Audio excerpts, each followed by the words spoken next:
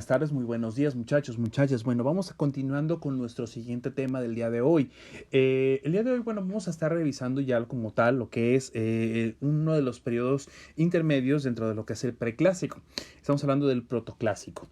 Y bueno, dentro de este periodo, bueno, vamos a estar revisando una de las culturas más relevantes para nuestra historia, lo que es la historia o un poquito de la información relevante o referente a lo que es Teotihuacán. ¿Va? Bueno, vamos iniciando. Ok, bueno, a grandes rasgos, esto básicamente es lo que es la ciudad de Teotihuacán, ¿va? En esta precisamente encontramos, o en esta imagen precisamente, en esta diapositiva encontramos la imagen de alguna manera elevada de lo que es precisamente esta zona, ¿va? Ahorita vamos a ir trabajando precisamente un poquito de su historia, de su organización y demás, ¿va?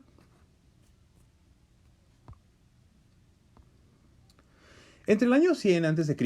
y el 200 a.C., bueno, después de Cristo, perdón, se habla de un periodo que separa al preclásico.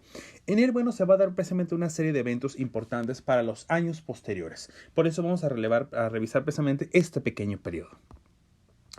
El primer evento, bueno, va a ser precisamente el abandono del centro ceremonial Cuicuilco y el surgimiento de Teotihuacán como centro político y religioso indiscutible de la región, perdón. Ok, bueno, ya habíamos mencionado un poquito a Cuicuilco. Decíamos que era un centro ceremonial que se encontraba precisamente con varias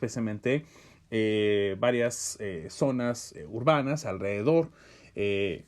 Si gustan, igual lo pueden revisar o pueden buscar un poquito más información. De todas maneras, ahorita, bueno, lo vamos a ir mencionando de manera muy básica para ir como comprendiendo esta parte, ¿no? Bueno, el centro de Cuicuilco, básicamente, bueno, queda precisamente sepultado abajo de lo que es lava, precisamente. Un poco de lava, bueno, bastante lava diríamos, perdón, y bueno, va a quedar sepultado.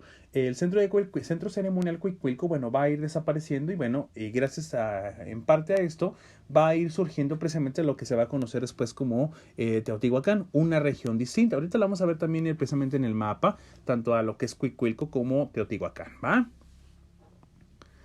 Durante los primeros 200 años de nuestra era, es decir, ya de lo que es el 0 hacia el 200 después de Cristo, se construyeron la pirámide del Sol y la pirámide de la Luna. Ahorita vamos a ver un poquito, bueno, más bien al final vamos a ver algunas imágenes de lo que es la pirámide del Sol y de la pirámide de la Luna, así como el templo de Quetzalcóatl. Se trazó lo que viene siendo la famosa calzada de los muertos y se inicia precisamente la etapa urbana de la historia de Teotihuacán. Ya lo habíamos mencionado por ahí en algún momento en un video, en unos videos anteriores. Lo que es el texto, por ejemplo, de lo que es de la historia de la vida cotidiana en México, va a definir como a la zona de Teotihuacán o a la historia de Teotihuacán como lo que es la primera urbanización de lo que es la historia. Es decir, se va a considerar que esta zona o la construcción de esta zona va a ser relevante y va a ser considerada como la primera zona urbana. Es decir, como si fuera la primera ciudad que se construye, ¿va? Porque, ¿a qué nos referimos? Ya hablamos de una estructura bien organizada con sus casas, calles y demás, ¿va? Por eso se va a referir a eso. Entonces, una de esas partes importantes pues va a ser precisamente la calzada de los muertos. Durante el horizonte de 200 a 650 después de Cristo, dice, la mayor parte de la población de Teotihuacán ocupó conjuntos habitacionales multifamiliares de mampostería, es decir, especies de casas.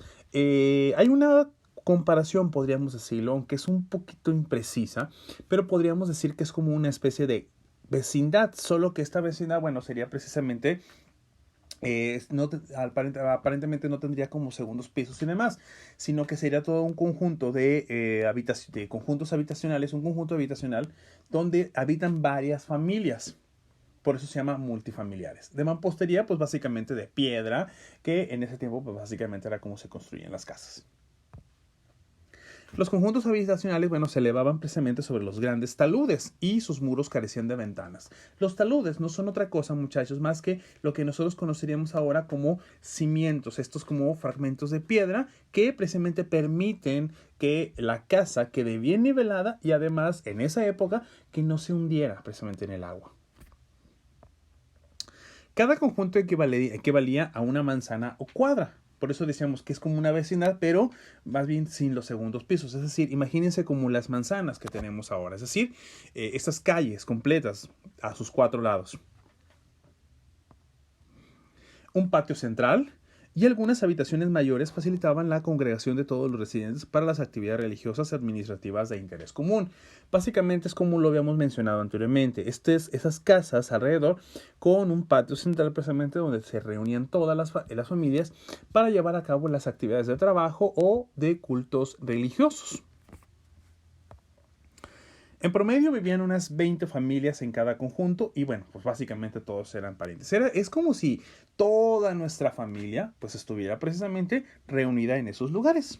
¿Va? Entonces imagínense que ustedes tienen prácticamente a toda su familia reunida en una misma manzana. Entonces eso sería precisamente un conjunto habitacional con las 20 familias es como, a ver, vamos viendo. Yo, por ejemplo, puedo ser hijo. Y tengo mis padres, mi madre, mis hermanos. A su vez, mi padre, por ejemplo, tiene a su hermano, que también tiene su esposa, sus hijos y demás. Ahí estamos hablando de 2 familias, que a final de cuentas pertenecen a la misma familia, pero que son familias, hasta podríamos decirlo, separadas. ¿Va? Entonces, por ahí va esa circunstancia. Se agrupaban conjuntos para formar barrios. Ojo, aquí este es el punto. Ya con los conjuntos... literalmente es como una colonia, muchachos, si lo analizamos. Cada conjunto va a ser como una manzana y esas manzanas van a formar parte de la colonia o en este caso parte de los barrios. Solo que la diferencia de antes, ahora quizá, está precisamente o radica en que cada uno de esos conjuntos pues eran familias. Todos eran de una misma familia. También, bueno, existió un nivel de agrupación que reunía a varios barrios en distritos. Esos barrios, cada uno de esos barrios estaban precisamente conjuntados o juntos y formaban precisamente lo que nosotros conocíamos como distritos, algo similar a lo que existía actualmente, por ejemplo, aquí en Zapopan existe, por ejemplo, el distrito 4, distrito 5, distrito 6, y así sucesivamente. Y cada uno de esos distritos reúne a las distintas colonias y a su vez esas colonias reúnen precisamente a cada una de las manzanas o calles. ¿Ah? Cada distrito parece haber contado con un centro ceremonial propio, provisto de un dispositivo de 3 templos que confluían en la plazoleta. Es decir, cada uno de esos, precisamente de esos distritos, bueno, van a tener precisamente a un centro ceremonial. Es como si tuviera su propia iglesia, ¿va? Y eso, esto lo vamos a encontrar precisamente en lo que se va a conocer como la plaza central. Es como si tuviéramos nuestra propia plaza, donde vamos a tener nuestros propios barrios, donde vamos a tener nuestros propios templos y demás. Si les suena muy similar a nuestra época, muchachos, bueno, es porque precisamente cuando llega la conquista española, bueno, se va a dar precisamente que los españoles van a retomar muchísimo de las construcciones de nuestro México antiguo, para construir lo que se va a conocer posteriormente como la Nueva España. Es decir, esto les va a facilitar precisamente la conquista. Pero bueno, de ese tema ya hablaríamos más adelante. Aquí lo que importa más que nada es hacer mención precisamente en que si hay una similitud muy grande entre la estructuración de antes con la estructuración de ahora, básicamente es por eso. ¿Va? Seguimos. Y si al menos la mitad de la población, bueno, eran artesanos, dedicados a la producción de núcleos y artefactos terminados principalmente de obsidiana. Esta va a ser uno de los elementos importantes de esta época y en esta cultura, la obsidiana. El trabajo del hueso, ese va a ser otro elemento, y la concha, así como la elaboración de telas y algunos cordajes, es decir, cuerdas como tal. ¿Va? Entonces, bueno, va por ahí, muchachos. De los reyes teotihuacanos. Ojo, cuando hablamos de un rey teotihuacano, no es otra cosa más que vendría siendo como el jefe del distrito, es como decir nuestro gobernador, ¿va? Como el gobernador de Zapopan, el gobernador de Guadalajara, el gobernador de Tlaquepaque. Básicamente va a ser eso. La única diferencia es que recordemos que los reyes teotihuacanos o gobernadores teotihuacanos o autoridades teotihuacanas, pues básicamente tenían el poder de la religión, de la cuestión política, la economía. Dice, se sabe que tenían principalmente a Quetzalcóatl como suprema divinidad protectora. Dice, aunque también se habla de que todos los grupos se identificaban bajo 2 divinidades particulares, Tlaloc y Chalchihuitlicue. Estas le daban una unidad política religiosa. Tlaloc y Chalchihuitlicue van a ser nuestros dioses principales y se consideran precisamente los dioses del agua. Tlaloc es más acercado precisamente a la cuestión del agua y Chalchihuitlicue va a ser precisamente más del agua, pero también de lo que es de la piedrita importante que es el jade. ¿Va? Entonces, como si fuera una diosa del jade. ¿Va? Entonces, hay que tomar en cuenta muchísimo eso. Recuerden que la religión y los dioses o divinidades van a ser muy, muy relevantes para la cultura de nuestros pueblos antiguos. El primero, como ya lo mencioné, bueno, va a ser dios del agua y la segunda es su pareja, la diosa del agua o, ya decíamos, la diosa del jade.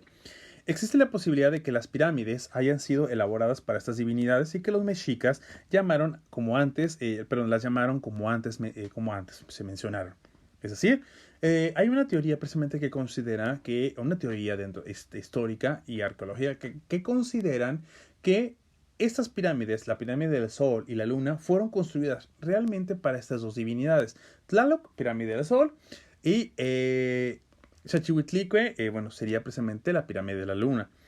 Dice, debido a que la pirámide del Sol era un gran cerro de agua, y en la de la Luna se encontraba una gran escultura casi geométrica, es decir, bien estructurada como una figura. La de Chalchihuitlicue, perdón, la diosa de la falda de jade, como ya lo habíamos dicho.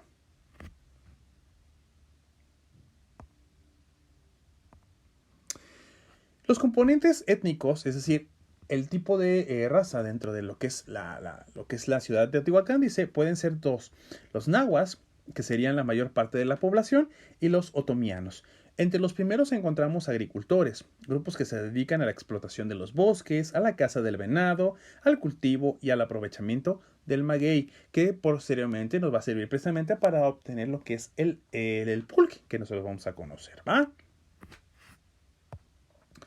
Entre los principales recursos que maneja se encuentran los yacimientos de obsidiana de Otumba y de Pachuca. Recordemos que pues, la obsidiana va a ser uno de los elementos importantes de esta época.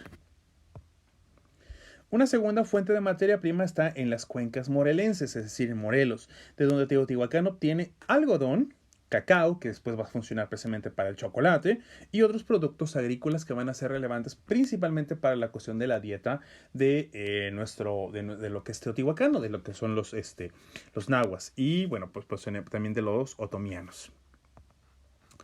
Del Valle de Puebla, de Puebla Tlaxcala, dice, se obtiene la pasta de arcilla necesaria para elaborar la cerámica del tipo anaranjado delgado. De hecho, ahorita vamos a ver una imagen de lo que es un tipo de cerámica de este tipo, ¿va? Algo antes del 600 después de Cristo cesa la influencia teotihuacana, es decir, recordemos que cuando hablamos de que es un centro político muy importante para la zona, significa precisamente que es uno de los centros o de las ciudades mucho más importantes. Es como más o menos como así como consideramos nosotros a Estados Unidos, es decir, una sociedad o un grupo social que tiene precisamente las riendas de lo que es comercio, de lo que es la religión, de lo que es la política y demás. Entonces, Teotihuacán va a ser muy relevante y va a influir en muchísimas culturas, ¿va? Ahora, aquí lo que hay que rescatar precisamente, o relevante que hay que rescatar, pues precisamente es que en el 600 después de Cristo va a haber como un cese, es como si la cultura fuera decayendo y entonces va a dejar de influir muchísimo en esas culturas. Todas las ciudades, es decir, todas las ciudades que se encuentran, lo que es de las ciudades de va a cesar la influencia, teotihuacana en el área maya. Todas las ciudades mayas van a comenzar precisamente a presentar cierto florecimiento. Es decir, una vez que lo que es Teotihuacán empieza a decaer, pues especialmente las ciudades mayas empiezan a florecer, empiezan a crecer y pues por ende van a tener precisamente un crecimiento mayor. El gran puerto de Matacapán, que había sido un lugar formado por los teotihuacanos y mediante el cual se habían tenido acceso a las materias primas de esta área, ese va a ser uno importante, y en el que habían acaparado un área de intercambio donde confluían una red de rutas de comercio procedentes de Veracruz, deja principalmente de estar al acceso del imperio de Teotihuacán. Entonces, esta va a ser una de las razones por las que vamos a tener precisamente un deceso en esta cultura. Recordemos que una cultura, muchachos, cuando deja de tener su influencia en el área del comercio, casi básicamente va a ser la pieza fundamental que después va a llevarlo a perder todo lo que es su influencia en cuestiones de cultura, en cuestiones de idioma, cuestiones de religión, todo lo demás.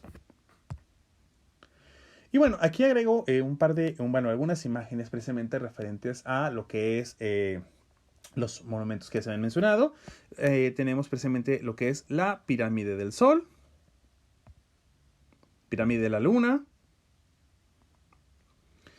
Esta básicamente va a ser la calzada de los muertos. De hecho, si ustedes en algún momento llegan a ir aquí, ahí en lo que es en la Ciudad de México, regularmente por donde se entra va a ser precisamente, aquí hay un camino que viene desde aquí y que va a agarrar esta parte precisamente hasta entrar aquí. Ustedes, por ejemplo, pueden subir directamente a lo que es la pirámide de la Luna y después subir directamente a lo que es la pirámide del Sol. ¿Se puede subir? Sí. En la actualidad es un poquito complejo precisamente porque regularmente en estas áreas vamos a encontrar una gran fila de personas que están precisamente que van subiendo y los escalones regularmente son muy pequeños o son muy cortos. Entonces sí hay que tener cuidado precisamente si en algún momento llegan a ustedes a ir a esta parte, ¿va? Lo que se va a conocer precisamente como los barrios, bueno, los vamos a encontrar precisamente acá en los alrededores. Y bueno, aquí vamos a encontrar precisamente, bueno, aquí una disculpa muchachos, retomé precisamente el mismo mapa de los Olmecas.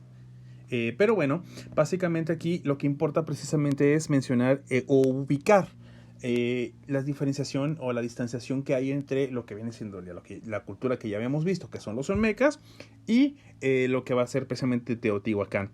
Habíamos dicho, por ejemplo, que aquí estaba la venta, los zapotes, va a encontrarse precisamente San Lorenzo. Aquí está precisamente parte de la zona que correspondía precisamente a los olmecas. Nosotros tendríamos que movernos hacia el norte precisamente y encontrar aquí, si se fijan, aquí está precisamente la ciudad de Teotihuacán.